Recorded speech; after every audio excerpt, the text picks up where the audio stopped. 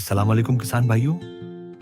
कभी आपने सोचा है कि आपका सबसे सेहतमंद और तंदुरुस्त जानवर, जो कल तक हंसता खेलता और चरता फिरता था, अचानक मौत की आगोश में कैसे चला गया? किसान के लिए उसका रीवर सिर्फ माल नहीं, उसकी मेहनत, उसके ख्वाब और उसके बच्चों का मुस्तकबल होता है।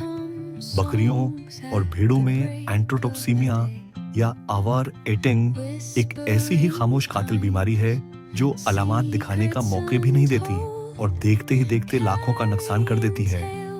लेकिन घबराइए नहीं, मैं हूं आपका भाई डॉक्टर समीर सिकंदर सहतो, और आज मैं आपको बताऊंगा कि कैसे आप अपनी थोड़ी सी तौजा से अपने उस कीमती सरमाए को महफूज बना सकते हैं।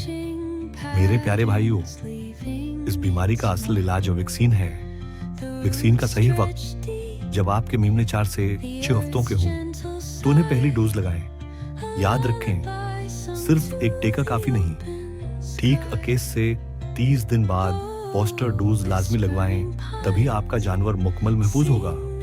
बड़े जानवरों के लिए साल में 2 बार यानी मौसम बदलने से पहले ईटीवी की वैक्सीनेशन को अपनी जिंदगी का उसूल बना लें।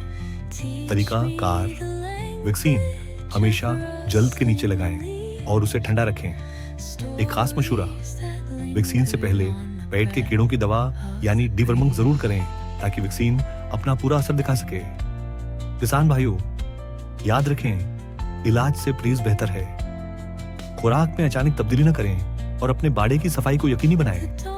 आपकी थोड़ी सी मेहनत और ब्रोक्त वैक्सीनेशन आपके रियोट को इस महल्लक बीमारी से बचा सकती है।